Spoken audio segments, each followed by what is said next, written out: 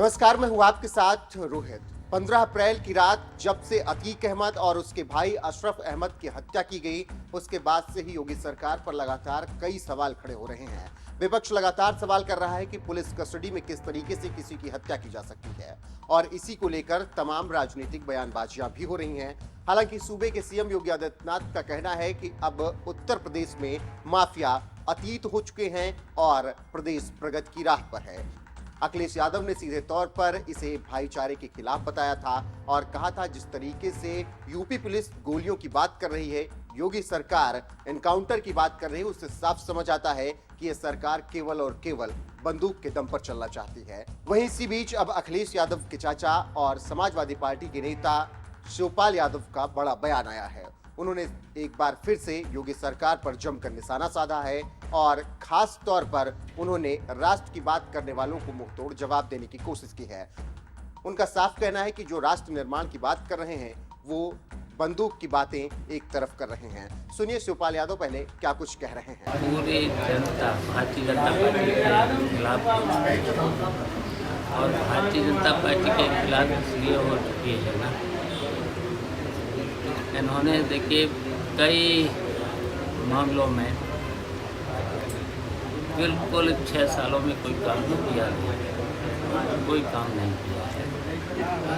कभी कभी तो कहते हैं कि राष्ट्र का निर्माण करेंगे,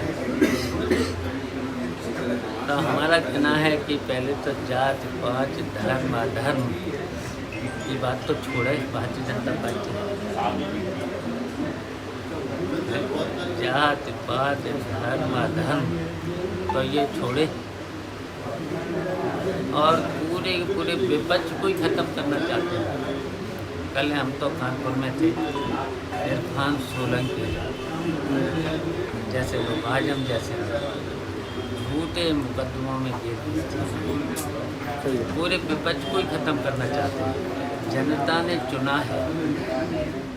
तो शिवपाल यादव अपने इस बयान के साथ ही योगी सरकार पर जमकर निशाना साध रहे हैं और बताने की कोशिश कर रहे हैं कि उत्तर प्रदेश और देश में कुछ भी अच्छा नहीं चल रहा है और समाजवादी पार्टी ही आगे सब कुछ ठीक कर सकती है। वहीं इससे पहले जब असद का इनकाउंटर हुआ था तब अखिलेश यादव ने ट्वीट किया था। इसके अलावा अशरफ और अतीक के मारे जाने के बाद भी उन्होंने अपनी प्रतिक्रिया दी थी और एक ट्वीट में लिखा था, उत्तर प्रदेश में अपराध की पराकाष्ठा हो गई है और अपराधियों के हौसले बुलंद हैं। जब पुलिस के सुरक्षा घेरे के बीच सरेआम गोलीबारी करके किसी की हत्या की जा सकती है तो आम जनता की सुरक्षा का क्या? इससे जनता के बीच भय का वातावरण बन रहा है। ऐसा लगता है कि कुछ लोग जानबूझकर ऐसा वातावरण बना रहे हैं। वहीं इसी के साथ अखिलेश यादव ने इसे भाईचारे के खिलाफ बताया था। तब उन पर तमाम तरीके की प्रतिक्रियाएं लोगों ने दी थी और साफ कहा था कि कौन सा भाईचारा खतरे में आ गया, माफिया मारा गया, इससे अखिलेश यादव को दिक्कत क्यों है। लेकिन अब जब शिवपाल यादव का बयान आया है तो देखना होगा कि सरकार की तरफ से क्या कुछ प्रतिक्रिया आती है और योगी सरकार के मंत्री और नेता क्या कुछ जवाब देते हैं। फिलहाल जिस तरीके से सूबे के मुखिया योगी आदित्यनाथ डंके की चोट पर कह रहे हैं कि उत्तर प्रदेश में माफियाओं की कोई जगह नहीं है और सभी को ठिकाने लगाया जाएगा, उसको लेकर आपका क्या कुछ कहना है, अपनी राय कमेंट कर हमें जरूर बताएं। साथ ही शिवपाल यादव ने क्या कुछ कहा है एक बार फिर से सुन लीजिए। पूरी जनता भारतीय जनता पार्टी के खिलाफ और भारतीय जनता पार्टी के खिलाफ इसलिए हो चुकी है ना, इन्होंने देखिए कई मामलों में बिल्कुल 6 सालों में कोई काम नहीं किया, कोई काम नहीं किया है। कभी कभी तो कहते हैं कि राष्ट्र का निर्माण करेंगे, तो हमारा कहना है कि पहले तो जात पात धर्म अधर्म ये बात तो छोड़े भारतीय जनता पार्टी। जात पात धर्म अधर्म तो ये छोड़े और पूरे विपक्ष को ही खत्म करना चाहते हैं। कल हम तो कानपुर में थे, इरफान सोलंकी जैसे लोग आजम जैसे झूठे मुकदमों में पूरे विपक्ष को ही खत्म करना चाहते हैं। जनता ने चुना है। जब नेताजी हमेशा मुख्यमंत्री रहे, जब रहे, विपक्ष का कोई भी जनता ने जिसे चुना हुआ उसको सम्मान देने का काम किया, तो वो सीधा जनता का अपमान है। अगर जनता के प्रतिनिधि को तुम झूठे केसों में भेज दोगे तो जनता का अपमान है। तो फिर ऐसे तो खिलाफ हो चुकी है जनता और कोई काम नहीं किया। पहले तो राष्ट्र निर्माण की बात करते, पहले गांव का एक विकास तो करके देखो। एक गांव का विकास 6 सालों में नहीं कर पाए, एक शहर का विकास नहीं कर पाए, केवल झूठे आश्वासन दिए।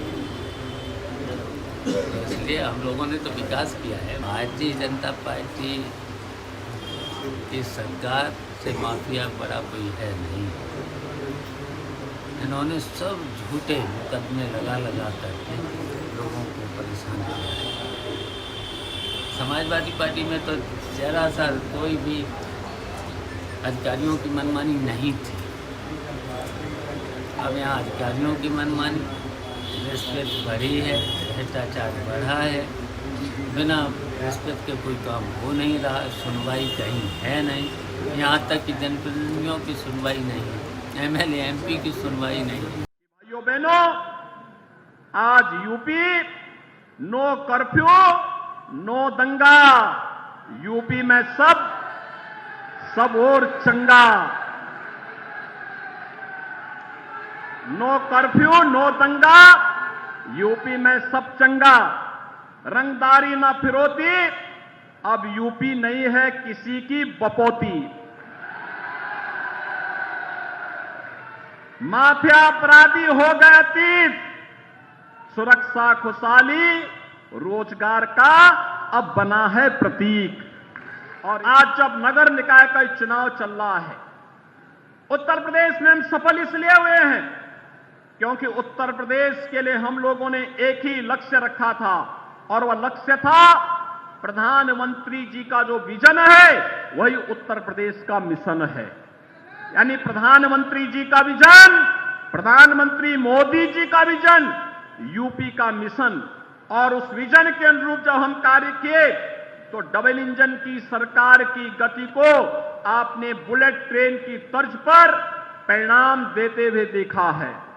और भाइयों बहनों, आज मैं यही कहने के लिए आया हूं, पिछले 6 वर्ष के अंदर आपने देखा होगा, गरीब को बुनियादी सुविधाएं देने का कार्य हो, किसी भी प्रकार की सुविधा देने का कार्य हो, इंफ्रास्ट्रक्चर के लिए बड़े बड़े कार्यक्रमों को आगे बढ़ाने का कार्य हो, या फिर सुरक्षा का बेहतरीन वातावरण देने का कार्य, यह भारतीय जनता पार्टी की डबल इंजन की सरकार ने किया है।